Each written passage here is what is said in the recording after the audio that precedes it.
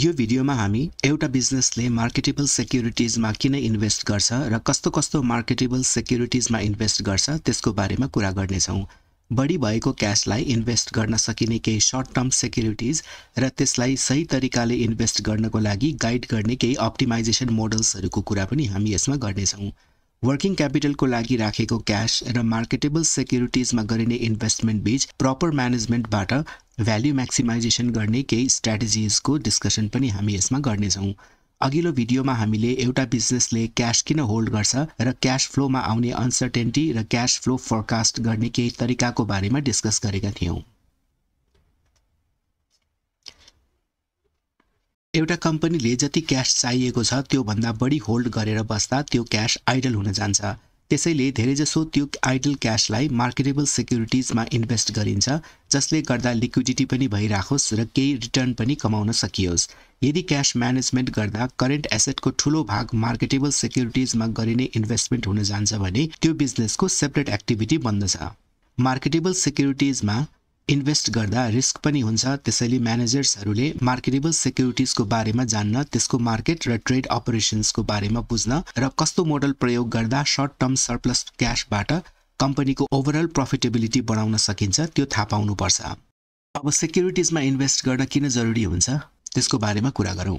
Marketable सेक्युरिटीजमा invest गर्नु कम्पनीको core बिजनेसमा पर्दैन, तर यसलाई इग्नोर पनि गर्न मिल्दैन किनकि यसबाट पनि भ्याल्यु क्रिएट गर्न सकिन्छ। अर्को रिजन चाहिँ कम्पनीहरूको बोरोइङ र इन्भेस्टमेन्ट प्रोग्राम जहिले पनि ठ्याक्कै म्याच गर्दैन। कति बोरो गर्नुपर्छ त्यो एक्ज्याक्टली थाहा नहुने र मागेको बेला क्याश पाइने हो कि होइन त्यो पनि स्योर नभएकोले कम्पनीजहरूले आफूलाई चाहिए भन्दा बढी बोरो गरेर बसेका हुन्छन्। इक्विटी फाइनान्सिङमा पनि यही हुन्छ, तर त्यस्तो डेट वा इक्विटीबाट रेज गरिएको पैसाको कस्ट लाग्छ र त्यो पैसा इमिडिएटली केही लङ टर्म प्रोजेक्ट्सको लागि प्रयोग नहुन पनि सक्छ। त्यसैले म्यानेजमेन्टले यस्तो पैसालाई सर्ट टर्म सेक्युरिटीजमा लगाउँछन् ताकि बोरोइङको जति कस्ट छ त्यसको केही पार्ट भए पनि रिकभर गर्न सकियोस्। त्यहाँ धेरै यस्तो कम्पनीहरू पनि हुन्छन् जसले फाइनान्स डिपार्टमेन्टलाई पनि प्रॉफिट सेन्टर बनाएका हुन्छन्। भन्नाले फाइनान्स डिपार्टमेन्टले खाली फाइनान्स म्यानेज गर्ने मात्रै होइन कि कम्पनीको रेभेन्यू पनि बढाउनु पर्ने हुन्छ। त्यसैले फाइनान्स म्यानेजर्सहरूले मार्केटेबल सेक्युरिटीजको इन्भेस्टमेन्ट ट्याक्टिक्स प्रयोग गरेर कम्पनीको या त कस्ट घटाउनु पर्ने या बेनिफिट बढाउनु पर्ने हुन्छ। मार्केटेबल सेक्युरिटीजमा इन्भेस्ट गर्ने फाइनान्स म्यानेजर्सहरूलाई तीनवटा कुरा थाहा हुनुपर्छ। विभिन्न सर्ट टर्म सेक्युरिटी प्रोडक्ट्स र तिनको क्यारेक्टरिस्टिक्सको बारेमा जान्नुपर्छ, जुन मार्केटमा त्यस्तो सेक्युरिटीज किन बेच हुन्छ त्यसको बारेमा जान्नुपर्छ र कुन सेक्युरिटी कति मात्रामा कहिलेसम्म किन्ने बेच्ने वा होल्ड गर्ने भन्ने स्ट्र्याटेजी बनाउन पनि जान्नुपर्छ। मार्केटेबल सेक्युरिटीजको किसिमहरू। मार्केटेबल सेक्युरिटीजलाई तीनवटा ब्रोड ग्रुपमा बाँड्न सकिन्छ: डेट सेक्युरिटीज, इक्विटी सेक्युरिटीज र contingent claim securities. Debt security भन्नाले एउटा प्रमिस हो जसमा एउटा निश्चित एमाउन्ट, जसलाई प्रिन्सिपल एमाउन्ट भनिन्छ, त्यो एमाउन्ट सेक्युरिटीको होल्डरलाई स्पेसिफिक डेटमा पे गरिन्छ। त्यो डेटलाई म्याच्युरिटी डेट भनिन्छ। डेट सेक्युरिटीको होल्डरले इन्ट्रेस्ट एमाउन्ट पनि पाउँदछन्। इन्ट्रेस्ट या त डेट सेक्युरिटीको म्याच्युरिटीमा पे गरिन्छ या त पिरियडिक इन्स्टलमेन्टमा पनि पे गरिन्छ। धेरैजसो सर्ट टर्म डेट इन्स्ट्रुमेन्ट्समा इन्ट्रेस्ट म्याच्युरिटीमा पे गरिन्छ र लङ टर्म छ भने पिरियडिक इन्स्टलमेन्टमा इन्ट्रेस्ट पे गरिन्छ। Debt security money market, capital market र कर्पोरेट बन्ड्स गरेर तीन किसिमको हुन्छ। Money market instruments. यस्तो इन्स्ट्रुमेन्ट्सको म्याच्युरिटी पिरियड 1 वर्ष वा त्यो भन्दा छोटो हुन्छ। यस्तो सेक्युरिटीज मनी मार्केटमा ट्रेड गरिन्छ जसले मार्केटको पार्टिसिपेन्ट्सलाई राम्रो लिक्विडिटी दिने गर्दछ। यदि कम्पनी वा गभर्नमेन्ट एन्टिटीहरूलाई टेम्पोररी सर्ट टर्म क्याश चाहियो भने उनीहरूले मनी मार्केट इन्स्ट्रुमेन्ट इस्यु गरेर फन्ड रेज गर्न सक्छन्। यसैगरी सर्ट टर्म इन्भेस्टर्सहरूले पैसा मनी मार्केटमा इन्भेस्ट गरेर लङ टर्मको लागि पैसा नफसाई सर्ट टर्ममै रिटर्न पनि कमाउन सक्छन्। मनी मार्केट डेट इन्स्ट्रुमेन्ट्स धेरै प्रकारका हुन्छन्। कल मनी, हरेक 14 दिनमा ब्याङ्कको demand and time liabilities evaluate हुन्छ। यो इभ्यालुएट हुने दिनमा हरेक ब्याङ्कले डिमान्ड एन्ड टाइम लायबिलिटिजको एउटा निश्चित पर्सेन्टेज एभरेज डेली ब्यालेन्सको रूपमा मेन्टेन गरेको हुनुपर्छ, जसलाई क्याश रिजर्भ रेसियो CRR भनिन्छ। यो CRR मेन्टेन गर्नको लागि ब्याङ्क्सहरूले जुन लेन्डिङ र बोरोइङ गर्दछन् यो सबै कल मार्केटमा गर्छन्। कल मनी भन्नाले त्यस्तो पैसा हो जुन अन कल अर्थात् सर्ट नोटिसमै पाउन सकिन्छ। नोटिस पिरियड 1 दिनसम्मको पनि हुन्छ। Certificate of deposits. यो फाइनान्शियल इन्स्ट्रुमेन्ट ब्याङ्क वा कुनै डिपोजिटरी इन्स्टिट्युसनले इस्यु गर्छ र यसले त्यो इन्स्टिट्युसनमा निश्चित समयको लागि डिपोजिट भएको फन्ड रिप्रेजेन्ट गर्छ। यसलाई नेगोसिएबल सिडीज पनि भनिन्छ र यो म्याच्युरिटी पिरियड भन्दा अगाडि रिडिम हुँदैन। तर सिडी किन्ने इन्भेस्टरले यसलाई म्याच्युरिटी पिरियड भन्दा अगाडि नै बेच्न पनि सक्छन्। यसमा कति इन्ट्रेस्ट पाइन्छ भन्ने कुरा यसको फेस एमाउन्ट हेरेर क्याल्कुलेट गरिन्छ र म्याच्युरिटी पछि यसमा फेस एमाउन्ट र इन्ट्रेस्ट फिर्ता पाइन्छ। सिडीजमा पाइने इन्ट्रेस्ट रेट सेम पिरियडको ट्रेजरी बिल्समा पाइने रेट भन्दा केही बढी हुन्छ। कमर्सियल पेपर यो हाई क्रेडिट रेटिङ्स भएको ठुलो कर्पोरेसन्सहरूले इस्यु गर्ने प्रोमिसरी नोट्स हो। यसमा इन्ट्रेस्ट रेट त तोकिएको हुँदैन, तर यो ट्रेजरी बिल्स जस्तै फेस भ्याल्युबाट डिस्काउन्ट गरेर बेचिन्छ। सेन्ट्रल ब्याङ्कले पनि कमर्सियल पेपर्सहरू इस्यु गर्दछ र यसको उद्देश्य वर्किङ क्यापिटलको लागि कर्पोरेट्सहरूको ब्याङ्क्समा डिपेन्डेन्स घटाउनुको लागि हो। यसको म्याच्युरिटी पिरियड 3 महिनादेखि 1 वर्षभन्दा कम हुन्छ र यो 5 लाखको मल्टिपलमा इस्यु गर्न सकिन्छ। ब्याङ्कर्स एक्सेप्टेन्स यो टाइम ड्राफ्ट हो जसमा कमर्सियल ब्याङ्कले म्याच्युरिटी पछि फेस भ्याल्यु पे गर्न ग्यारेन्टी गरेको हुन्छ। Bankers acceptances short term international ट्रान्ज्याक्सन्सलाई फाइनेन्स गर्न प्रयोग गरिन्छ। जस्तै कुनै लोकल रिटेलरले जर्मनीको घडी म्यानुफ्याक्चररबाट केही घडी किन्दा त्यसको पेमेन्ट टाइम ड्राफ्टबाट गर्न सक्छ। टाइम ड्राफ्ट भन्नाले कुनै फ्युचर डेटमा मात्र पे हुने ड्राफ्ट हो। यो ड्राफ्ट लोकल ब्याङ्कबाट निकालिएको हुन्छ र जब लोकल ब्याङ्कले यो ड्राफ्ट एक्सेप्ट गरेपछि उसले त्यो पेमेन्ट म्याच्युरिटीमा पे गर्ने ग्यारेन्टी गरेको हुन्छ। यसको मतलब त्यो ड्राफ्टले रिप्रेजेन्ट गर्ने क्रेडिट पेमेन्ट त्यो ब्याङ्कसँग छ भन्ने हो। यो कारणले त्यस्तो ड्राफ्ट मनी मार्केटमा अरू marketable short term debt securities जस्तो गरी ट्रेड गर्न सकिन्छ। गभर्नमेन्ट सेक्युरिटिज यिनीहरू पब्लिक डेट इन्स्ट्रुमेन्ट्स हुन् जुन गभर्नमेन्टले आफ्नो प्रोजेक्ट्स फाइनेन्स गर्नको लागि इस्यु गर्छन् र यसमा ग्यारेन्टी पनि दिन्छन्। यस्तो सेक्युरिटिजमा डिफल्टको रिस्क कर्पोरेट बन्ड वा इक्विटी सेयर भन्दा कम हुन्छ। गभर्नमेन्ट सेक्युरिटिजमा रिटर्न रेट अरूभन्दा कम हुन्छ र यसमा इन्भेस्टमेन्ट जेनरली रेगुलेटरी कारणले गर्दा गरिने हो। जस्तै ब्याङ्क र फाइनान्सियल इन्स्टिट्युसन्सले मिनिमम एसएलआर मेन्टेन गर्नको लागि ट्रेजरी बिल्स किन्ने गर्दछन्। Capital market debt instruments capital मार्केट्सले कर्पोरेसन्स, गभर्नमेन्ट्स र इन्डिभिजुअल्सलाई लङ टर्म फन्ड प्रोभाइड गर्दछ। क्यापिटल मार्केटमा बढी ट्रेड हुने डेट इन्स्ट्रुमेन्ट्स बोन्ड्स हो। बोन्डमा पिरियडिक इन्ट्रेस्ट आउँछ र म्याच्युरिटी पछि प्रिन्सिपल एमाउन्ट पे हुन्छ। गभर्नमेन्ट बन्ड्स यस्तो बन्ड्सहरू गभर्नमेन्टले इन्फ्रास्ट्रक्चर र डेभलपमेन्ट एक्टिभिटिज सम्पादन गर्नको लागि फन्ड जुटाउन इस्यु गर्दछ। यस्तो बन्ड्सलाई गभर्नमेन्ट सेक्युरिटिज भनिन्छ र यो 5 देखि 40 वर्षको समयसम्मको लागि इस्यु हुन्छ। यस्तो बन्ड्स 2 प्रकारको हुन्छ, फ्लोटिङ र fixed rate bonds. Fixed rate बन्ड्सको इन्ट्रेस्ट रेट बन्ड्सको लाइफ टाइमभरि फिक्स्ड हुन्छ, तर फ्लोटिङ रेट बन्ड्सको इन्ट्रेस्ट भ्यारी गर्छ र कति चेन्ज हुन्छ भन्ने कुरा सुरुमै भनिएको हुन्छ। म्युनिसिपल बन्ड्स यस्तो बन्ड्सहरू म्युनिसिपल कर्पोरेसन्स र अरू लोकल संस्थानहरूले आफ्नो लोकालिटीको डेभलपमेन्टको लागि फन्ड रेज गर्न इस्यु गर्दछन्। यिनीहरूले आफ्नो सेक्टरको डेभलपमेन्टको लागि एक्टिभिटिज आफै डिजाइन गर्ने गर्दछन्। Public sector undertaking PSU bonds public sector undertakings अन्तर्गतको प्रोजेक्ट्सहरूको लागि फन्ड रेज गर्न यस्तो बन्ड्स निष्कासन गरिन्छ। यो बन्ड्सहरू क्यापिटल मार्केट मार्फत इस्यु गरिन्छ र यस्तो बन्ड ट्याक्स फ्री या ट्याक्सेबल गरेर 2 प्रकारको हुन्छ। ट्याक्सेबल बन्ड्समा कुपन रेट ट्याक्स फ्री बन्डमा भन्दा अलिक बढी हुन्छ। कर्पोरेट बन्ड्स यो कर्पोरेसन्सहरूको डेट सेक्युरिटिज हो जसको म्याच्युरिटी पिरियड धेरैजसो 1 वर्षभन्दा बढी हुन्छ। कर्पोरेसन्सहरूले आफ्नो प्रोजेक्ट्स फन्ड गर्नको लागि यस्तो सेक्युरिटिज रिलिज गर्छन्, रेगुलर ब्याज तिर्छन् र म्याच्युरिटीमा प्रिन्सिपल एमाउन्ट फिर्ता गरिदिन्छन्। यसको युजुअल म्याच्युरिटी पिरियड 2 वर्षदेखि 30 वर्षसम्मको हुन्छ, तर आजकल इन्फ्लेसन र इकोनोमिक अनसर्टेन्टिजले गर्दा इन्भेस्टर्सहरूले लामो समयको लागि फन्ड कमिट नगर्ने भएकोले म्याच्युरिटी पिरियड धेरै कम पनि हुन सक्छ। इक्विटी इन्भेस्टमेन्ट्स इक्विटी सेक्युरिटिजले कम्पनीको रेसिडुअल सेक्युरिटिज रिप्रेजेन्ट गर्छ। रेसिडुअल भन्नाले डेट होल्डर्सहरूलाई पे गरेपछि मात्र बाँकी रहेको कम्पनीको एसेटमा इक्विटी होल्डर्सको क्लेम हुन्छ। इक्विटी सेक्युरिटिज 2 किसिमको हुन्छ, कमन स्टक र प्रिफर्ड स्टक। कमन स्टक होल्डर्सले कम्पनीको केही पोर्सनको स्वामित्व पाउँदछन् जुन ग्यारेन्टिड हुँदैन र केही गरेर कम्पनी ब्याङ्क्रप्सीमा जाँदा यिनीहरूको क्लेम सबभन्दा लास्टमा फुलफिल गरिन्छ। यो रिस्क सेयर गर्नुको बदलामा यिनीहरूलाई कम्पनीको ग्रोथ हुँदा त्यसको भ्याल्यु दिइन्छ। कम्पनीले पिरियडिक क्याश डिभिडेन्ड पनि कमन स्टक होल्डर्सलाई पे गर्दछ। क्याश डिभिडेन्ड पिरियडिकली पनि पे हुन सक्छ वा हुँदै नहुन पनि सक्छ। कमन स्टक होल्डर्सलाई कर्पोरेसनको बोर्ड अफ डाइरेक्टर्समा भोटिङ राइट्स पनि हुन्छ, त्यसैले यिनीहरूले कम्पनीको म्यानेजमेन्टमा को हुन्छन् त्यो पनि डिसाइड गर्न सक्दछन्। प्रिफर्ड स्टक, यस्तो स्टकको पहिल्यै डिफाइन गरिएको पार भ्याल्यु हुन्छ र यसले कम्पनीको एसेटमाथि क्लेम रिप्रेजेन्ट गर्दछ। यो क्लेम सेटल गर्दा कमन स्टक होल्डर भन्दा अगाडि गरिन्छ तर बोन्ड होल्डर्सहरू भन्दा पछाडि गरिन्छ।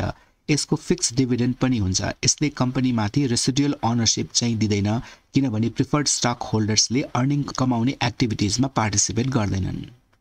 कन्टिन्जेन्ट क्लेम सेक्युरिटिज, यस्तो सेक्युरिटिजको होल्डरलाई केही कन्डिसन्स मिट गरेपछि एसेटमाथि क्लेम गर्ने अधिकार हुन्छ। धेरै किसिमको कन्टिन्जेन्टहरू एभाइलेबल भए पनि अप्सन्स, वारेन्ट्स, कन्ट्र्याक्ट्स र कन्भर्टेबल सेक्युरिटिज बढी प्रचलित छन्। अप्सन्स एउटा कन्ट्र्याक्ट हो जसमा यसको होल्डरलाई कुनै एसेट एउटा फिक्स्ड प्राइसमा किन्ने वा बेच्ने राइट्स हुन्छ। सबै अप्सन्स निश्चित समयको लागि मात्र हुन्छ जसपछि यो एक्सपायर हुने गर्दछ। कल अप्सनले होल्डरलाई एसेट किन्ने अधिकार दिन्छ, त्यसैले यसले एसेटको पर्चेज प्राइसलाई अप्सनको पिरियडसम्मको लागि ग्यारेन्टी गर्दछ। यसैगरी पुट अप्सनले होल्डरलाई एसेट बेच्ने अधिकार दिन्छ, त्यसैले अप्सन पिरियडभरि यसले एसेटको सेलिङ प्राइस ग्यारेन्टी गर्दछ। वारेन्ट्स, यो कल अप्सन्स जस्तै हो र यसले वारेन्ट्स होल्डरलाई कर्पोरेसनको कमन स्टक एउटा फिक्स्ड प्राइसमा किन्ने राइट्स दिन्छ। वारेन्ट्सको लाइफ टाइम अप्सन्सको भन्दा बढी हुन्छ र यो टिपिकली 5 देखि 7 वर्षको लागि हुन्छ। पर्पेचुअल वारेन्ट्सहरू पनि एक्जिस्ट गर्छन्। कर्पोरेसन्सहरूले जेनरली वारेन्ट्स प्याकेज डिलमा इस्यु गर्छन्। भन्नाले एउटा प्रिफर्ड स्टक किन्दा एउटा वारेन्ट इन्भेस्टरलाई दिइन्छ जसले गर्दा अरू सेक्युरिटी बेच्न सजिलो हुन्छ। कन्भर्टेबल सेक्युरिटिज, यस्तो सेक्युरिटिज कम्पनीको कमन स्टकमा कन्भर्ट गर्न सकिन्छ। जस्तै कन्भर्टेबल बोन्ड या कन्भर्टेबल प्रिफर्ड स्टक कम्पनीको कमन स्टक सेयर्सको निश्चित सङ्ख्यासँग साट्न सकिन्छ। फ्युचर्स कन्ट्र्याक्ट्स, यस्तो कन्ट्र्याक्ट्समा एसेटको डेलिभरी र पेमेन्ट्स फ्युचर डेटमा गरिन्छ। यस्तो कन्ट्र्याक्ट्सको पब्लिक ट्रेडिङ फ्युचर्स एक्सचेन्जेसहरूमा हुन्छ जसमा धेरै किसिमको एसेट्स जस्तै मकै, गहुँ, सोयाबिन जस्तो कमोडिटिजहरू ट्रेड गरिन्छ। यसलाई कमोडिटी फ्युचर्स पनि भनिन्छ किनभने यसमा इन्भल्भ हुने एसेटको प्रोडक्सन र सेल्स पहिला नै प्लान गर्न सकिन्छ। अब सेक्युरिटिज मार्केटको बारेमा कुरा गरौँ। सेक्युरिटी मार्केट्सलाई दुईटामा क्लासिफाई गर्न सकिन्छ। सर्ट टर्म सेक्युरिटी मार्केट्स जसलाई मनी मार्केट पनि भनिन्छ र लङ टर्म सेक्युरिटी मार्केट्स। जस्तो मार्केट भए पनि इन्भेस्टमेन्टमा लिक्विडिटी चाहिँ त्यहाँ हुनुपर्छ। इन्भेस्टरले एउटा 20 वर्षको लङ टर्म बोन्ड किनेर अर्को हप्ता नै सेल पनि गर्न सक्छन् यदि भ्याल्यु राम्रो आयो भने, र इन्भेस्टमेन्ट्स डेरिभेटिभ सेक्युरिटिजमा पनि गर्न सकिन्छ। मनी मार्केट, मनी मार्केट एउटा एरेन्जमेन्ट हो जहाँ बरोवर र लेन्डरले पैसा र अरू लिक्विड एसेट्स जुन पैसाको सब्स्टिट्युट्स हो त्यस्तोको कारोबार गर्दछन्। एउटा डेभलप मनी मार्केटमा धेरै किसिमको र धेरै मात्रामा फाइनेन्सियल इन्स्ट्रुमेन्ट्स ट्रेड हुन्छ। त्यहाँ धेरै ट्रेडर्सहरू पनि हुन्छन्। यसैगरी त्यहाँ ट्रान्ज्याक्सन्स सजिलोसँग सेटल गर्नको लागि चाहिने इन्फ्रास्ट्रक्चर सबै हुन्छ। कम्पनीसँग यदि सर्ट टर्म सरप्लस क्याश छ भने त्यसलाई सर्ट टर्म सेक्युरिटिजमा लगाउनु राम्रो हुन्छ किनकि यसमा डे टु डे बेसिसमा इन्ट्रेस्ट आउन सक्छ। जस्तै 50 लाखको सरप्लसलाई सर्ट टर्म कमर्सियल पेपर वा ट्रेजरी बिलमा लगाउनु सही हो, न कि लङ टर्म गभर्मेन्ट बन्डमा, किनकि एक हप्तापछि यसले कमाएको इन्ट्रेस्ट हेर्दा सर्ट टर्म सेक्युरिटिजको केसमा त्यो बढी देखिन्छ। लङ टर्मको केसमा यति सानो इन्टरभलमा त्यसले कुनै इन्ट्रेस्ट नकमाएको पनि हुन सक्छ। यसमा पनि सर्ट टर्म सेक्युरिटिजमा इन्ट्रेस्ट रेट चेन्जेसको असर कम पर्दछ। भन्नाले यदि सेन्ट्रल ब्याङ्कले इन्ट्रेस्ट रेट बढायो भने लङ टर्म बोन्ड्सको प्राइसेस सर्ट टर्म सेक्युरिटिजको भन्दा बढीले घट्छ, जसले गर्दा सर्ट टर्म सेक्युरिटिजमा इन्ट्रेस्ट रेट रिस्क कम हुन जान्छ। त्यसैले मनी मार्केट सेक्युरिटिजमा इन्भेस्ट गर्नुभन्दा अगाडि यिल्ड कर्भ हेर्नु पर्दछ। यिल्ड कर्भले फरक म्याच्युरिटिज भएको सेक्युरिटिजको रिटर्न्स देखाउँछ र यो इन्फर्मेसन म्यानेजर्सहरूको लागि महत्त्वपूर्ण हुन सक्छ। इन्ट्रेस्ट रेट एउटा यस्तो आइटम हो जसले इकोनोमीको हरेक एस्पेक्टलाई असर गर्दछ, जस्तै business performance, stock market, money market, foreign exchange, derivative market इत्यादि। त्यसैले यो कसरी तलमाथि हुन्छ भन्ने कुरा ट्रेजरी म्यानेजर्सहरूले क्लोजली वाच गर्नुपर्छ। लङ टर्म सेक्युरिटिज मार्केटमा बरोवर्सले लङ टर्म क्यापिटल रेज गर्छन्। लङ टर्म सेक्युरिटिजको सेकेन्डरी मार्केट एक्टिभ हुने हुनाले जुन इन्भेस्टरसँग लङ टर्म सरप्लस छ त्यसले मात्रै यो मार्केटमा पार्टिसिपेट गर्नुपर्छ भन्ने जरुरी हुँदैन। लङ टर्म सेक्युरिटिज स्टक एक्सचेन्जेसहरूमा एक्टिभली ट्रेड हुन्छ जसमा corporate securities, government securities, PSU securities, mutual fund units इत्यादि जस्ता लङ टर्म सेक्युरिटिजहरू ट्रेड हुने गर्दछ। मनी मार्केट भन्दा स्टक एक्सचेन्जेसहरू बढी अर्गनाइज्ड हुन्छन् किनभने यहाँ ट्रान्ज्याक्सन्सको ठूलो भोल्युम्स हुने गर्दछ र ट्रेडर्सहरू पनि धेरै नै हुन्छन्। सेकेन्डरी मार्केट एक्टिभ हुने भएकोले कम्पनीलाई अकस्मात फन्ड चाहियो भने लिक्विडिटी रिस्क पनि हुँदैन। इक्विटी रिलेटेड लङ टर्म इन्भेस्टमेन्ट्समा केही इन्भेस्टमेन्ट रिस्क चाहिँ हुन्छ, तर स्टक्स र पोर्टफोलियोमा इन्भेस्ट गर्दा वा म्युचुअल फन्ड थ्रु इन्भेस्ट गर्दा यो इन्भेस्टमेन्ट रिस्क पनि घट्न जान्छ। डेरिभेटिभ सेक्युरिटिजको मार्केट 4 किसिमको डेरिभेटिभ्स स्टक एक्सचेन्जमा ट्रेड गर्न सकिन्छ। इक्विटीज, बन्ड्स, करेन्सीज र कमोडिटीज र यिनीहरू forward contracts, future contracts, option contracts र स्वाप कन्ट्र्याक्ट्सको रूपमा ट्रेड गरिन्छ। अब केही अप्टिमाइजेसन मोडल्सको कुरा गरौँ। कम्पनीले आफूलाई चाहिएको भन्दा बढी क्याश होल्ड गर्नु भनेको त्यो क्याशबाट इन्कम कमाउने मौका गुमाउनु हो। तर यस्तो क्याश कतै इन्भेस्ट गर्दा त्यसमा कति कस्ट पर्छ त्यो पनि थाहा पाउनुपर्छ। इन्भेस्टमेन्टको कस्ट बेनिफिट एनालिसिसको लागि केही मोडल्सहरू प्रयोग गर्न सकिन्छ। बियरम्यान म्याकडम्स मोडल। कम्पनीले लङ टर्मको लागि फन्ड रेजिङ गर्दा चाहिए भन्दा बढी पनि गर्न सक्छ र यो मोडलको एजम्पसन अनुसार कम्पनीले यही एक्सेस फन्ड नै मार्केटेबल सेक्युरिटिजमा लगाउने हो। यो मोडलले फाइनान्शियल म्यानेजर्सहरूलाई मार्केटबाट कति फन्ड रेज गर्ने र कति मार्केटेबल सेक्युरिटिजहरूमा इन्भेस्ट गर्ने त्यो डिसिजन लिन मद्दत गर्दछ। अरू मोडल्सहरूले कति फन्ड मार्केटेबल सेक्युरिटिज र क्याशमा स्विच गर्ने त्यो डिसाइड गराउँछ। यो मोडल अनुसार अप्टिमल फाइनान्सिङको भ्याल्यु निकाल्न यो फर्मुला प्रयोग गरिन्छ। यसमा एफ भन्नाले फाइनान्सिङ पाउनको लागि लाग्ने फिक्स्ड फ्लोटेसन कस्ट हो, डी भन्नाले कम्पनीलाई नेक्स्ट पिरियडमा चाहिने टोटल क्याश हो, आई भन्नाले नयाँ फाइनान्सिङलाई चाहिने इन्ट्रेस्ट रेट र वाई भन्नाले मार्केटेबल सेक्युरिटिजमा इन्भेस्ट गरेर पाउने रिटर्न यिल्ड हो र क्यू भन्नाले रेज गर्नुपर्ने अप्टिमम एमाउन्ट अफ फन्ड हो। Baumol model. यो मोडल अनुसार कम्पनीमा क्याशको डिमान्ड कन्टिन्युअसली भइराख्छ र त्यसलाई पूरा गर्न इन्भेस्ट गरेको ठाउँबाट क्याश बारम्बार विथड्र गरिराख्नुपर्ने हुन्छ र यसले गर्दा एक्स्ट्रा कस्ट पर्न जान्छ। यो मोडलले इन्भेस्टमेन्टबाट विथड्र गर्दा कति क्याश विथड्र गर्ने त्यसको अप्टिमम भ्याल्यु दिन्छ। यदि सेक्युरिटिज बेच्दा कुनै ट्रान्ज्याक्सन कस्ट नलाग्ने भएको भए त जति क्याश चाहिन्छ त्यति मात्र सेक्युरिटिज बेच्दा हुन्थ्यो। तर ट्रान्ज्याक्सन कस्ट त पर ट्रान्ज्याक्सन बेसिसमा लाग्छ र यसले एकपल्टमा कति विथड्र गर्ने त्यो डिसिजनमा असर पार्छ। धेरै पल्ट विथड्र गर्दा ट्रान्ज्याक्सन कस्ट बढी पर्न जान्छ र यदि एकैपल्टमा धेरै विथड्र गरियो भने क्याश यत्तिकै आइडल बस्छ र रिटर्न कमाउने अपर्च्युनिटी मिस हुन्छ।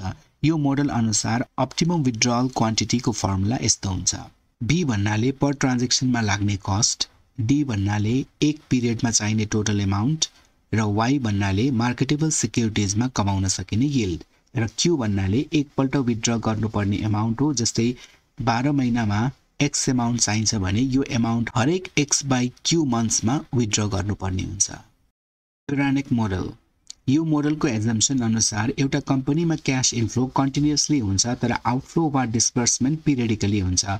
सेक्युरिटिज किन्दा ट्रान्ज्याक्सन कस्ट लाग्ने गर्दछ, त्यसैले डेली बेसिसमा सेक्युरिटिज किन्नु फाइदाजनक हुँदैन। कन्टिन्युअसली हुने इन्फ्लोजलाई एउटा लेभलसम्म जम्मा गर्ने र त्यसपछि ट्रान्ज्याक्सन कस्ट मिनिमाइज गर्ने उद्देश्यले इन्भेस्टमेन्ट गर्ने। तर क्याशलाई जम्मा गर्दा हुने डिलेको कारणले इन्भेस्टमेन्टबाट हुने इन्कम कमाउन ढिलाइ पनि हुन जान्छ। त्यसैले यो दुईटा कुरालाई ब्यालेन्स गर्नुपर्ने हुन्छ। Miller and Orr model.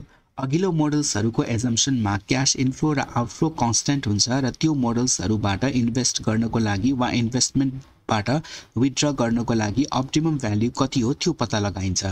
तर यदि क्याश इन्फ्लो र आउटफ्लो कन्स्ट्यान्ट छैन भने मिलर एन्ड ओर मोडल प्रयोग गरिन्छ। यसमा केही एजम्पसन्स एप्लाई गरेर अप्टिमम लेभल निकालिन्छ र यो लेभल त्यो बेला मात्र चेन्ज गरिन्छ जब एजम्पसन्सहरू भायोलेट हुन्छ। यो मोडल अनुसार कम्पनीले होल्ड गर्नुपर्ने अप्टिमम क्याशको फर्मुला यस प्रकार छ। यसमा जेड भन्नाले अप्टिमम क्याश होल्डिङ, बी भन्नाले एउटा ट्रान्ज्याक्सनमा लाग्ने कस्ट, वाई भन्नाले मार्केटेबल सेक्युरिटिजमा डेली कमाउने यिल्ड, सिग्मा स्क्वायर भन्नाले क्याश ब्यालेन्समा हुने डेली चेन्जको भेरिएन्स र एल भन्नाले म्यानेजमेन्टले प्रिस्क्राइब गरेको मिनिमम क्याश लेभल। एलको भ्याल्यु थाहा छ भने होल्ड गर्नुपर्ने अप्पर लिमिट एचको भ्याल्यु यो मोडलले यसरी डिक्लेयर गरेको छ। जबसम्म कम्पनीसँग भएको क्याश यो दुईटा लिमिट बीचमा छ तबसम्म केही गर्नु पर्दैन। यदि क्याशले अप्पर लिमिटलाई टच गर्छ भने जेड भन्दा माथिको सबै एक्सेस क्याशलाई मार्केटेबल सिक्युरिटिजमा इन्भेस्ट गरिन्छ।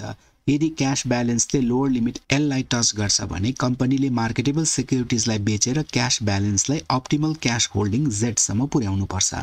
स्टोन मोडल यो मोडल अनुसार मिलर एन्ड अर मोडलले दिएको अप्पर र लोअर लिमिटलाई क्याश ब्यालेन्सले ब्रिच गरेपछि मात्र एक्सन लिनुभन्दा ट्रेजररले आफै 2 वा त्यो भन्दा बढी दिनको क्याश फोरकास्ट गरेर यसैलाई इन्भेस्टमेन्ट डिसिजनको आधार बनाउन सक्छन्। यो मोडलमा दुईटा इनर लिमिट सेट गरिन्छ जसलाई मिनिमम ब्यालेन्सको इनर लिमिट र म्याक्सिमम ब्यालेन्सको इनर लिमिट भनिन्छ।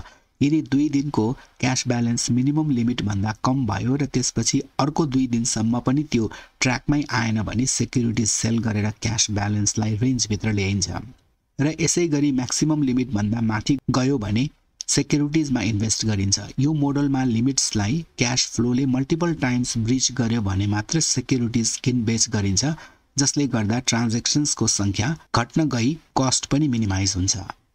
अब सेक्युरिटिज म्यानेज गर्ने केही स्ट्र्याटेजिजको कुरा गरौँ। कम्पनीको पैसा सेक्युरिटिजमा लगाउनु भन्दा अगाडि फाइनान्शियल म्यानेजर्सलाई विभिन्न किसिमको सेक्युरिटिज र त्यो ट्रेड हुने मार्केटको बारेमा जानकारी हुन जरुरी हुन्छ। त्यसपछि म्यानेजर्सले सेक्युरिटी म्यानेज गर्ने स्ट्र्याटेजी बनाउनु पर्दछ। स्ट्र्याटेजी बनाउँदा सबभन्दा पहिला त आफ्नै कम्पनीको क्याश फ्लो बिहेभियर राम्ररी बुझ्नु पर्दछ किनभने सेक्युरिटिज म्यानेज गर्न प्रयोग गरिने मोडल्सहरू कम्पनीको क्याश फ्लो बिहेभियरमा भर पर्दछ। हिस्टोरिकल क्याश फ्लो डेटा र भोलाटिलिटी क्वान्टिफाई गर्न प्रयोग गरिने भेरिएन्सले कन्ट्रोल लिमिट सेट गर्न मद्दत गर्दछ। त्यसैले स्ट्र्याटेजी डेभलपमेन्टको फर्स्ट स्टेप नै धेरैवटा मोडल्समा कुन मोडल प्रयोग गर्ने त्यसलाई फाइनलाइज गर्नु हो। दोस्रो स्टेप कम्पनीले सेक्युरिटिजमा इन्भेस्ट गर्दा कति रिस्क लिने त्यो हो।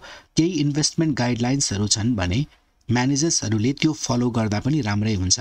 जस्तै ब्याङ्कहरूले त्यस्तो सेक्युरिटिजहरूको लिस्ट बनाइदिएको हुन्छ जसमा कम्पनीजले सरप्लस क्याश इन्भेस्ट गर्न सक्छन्। यदि इन्भेस्टमेन्ट अपरेसन्स ठुलै छ भने ठुलो लसबाट बच्नको लागि भ्याल्यु एट रिस्क जस्तो कन्सेप्ट एप्लाई गर्न सकिन्छ। यो सबै इन्भेस्टमेन्ट गरिसकेपछि त्यो एक्टिभिटिजको कन्टिन्युअस मोनिटरिङ र रिपोर्टिङ सिस्टम इम्प्रुभ गर्दै त्यसबाट up to date information gather गर्न पनि सकिन्छ। यो भिडियोमा हामीले एउटा बिजनेसले मार्केटेबल सिक्युरिटिजमा किन इन्भेस्ट गर्छ र कस्तो कस्तो मार्केटेबल सिक्युरिटिजमा इन्भेस्ट गर्छ त्यसको बारेमा कुरा गर्यौं। बढी भएको क्याशलाई इन्भेस्ट गर्न सकिने केही सर्ट टर्म सिक्युरिटिज र त्यसलाई सही तरिकाले इन्भेस्ट गर्नको लागि गाइड गर्ने केही अप्टिमाइजेसन मोडल्सको कुरा पनि हामीले यसमा गर्यौं। वर्किङ क्यापिटलको लागि राखेको क्याश र मार्केटेबल सिक्युरिटिजमा गरिने इन्भेस्टमेन्ट बीच प्रपर म्यानेजमेन्टबाट भ्याल्यु म्याक्सिमाइजेसन गर्ने केही स्ट्र्याटेजिजको डिस्कसन पनि हामीले यो भिडियोमा गर्यौं। ओके, अर्को भिडियोमा हामी एउटा बिजनेसले इन्भेन्टरीलाई कसरी म्यानेज गर्दछ त्यो टेक्निकहरूको बारेमा कुरा गर्नेछौं। भिडियोलाई लाइक र च्यानललाई सब्स्क्राइब गर्नुहोला र यो कन्टेन्ट उपयोगी जस्तो लाग्यो भने बेल आइकन दबाउनुहोला ताकि हामीले भिडियो राख्दै जाँदा तपाईलाई जानकारी भइराखोस्।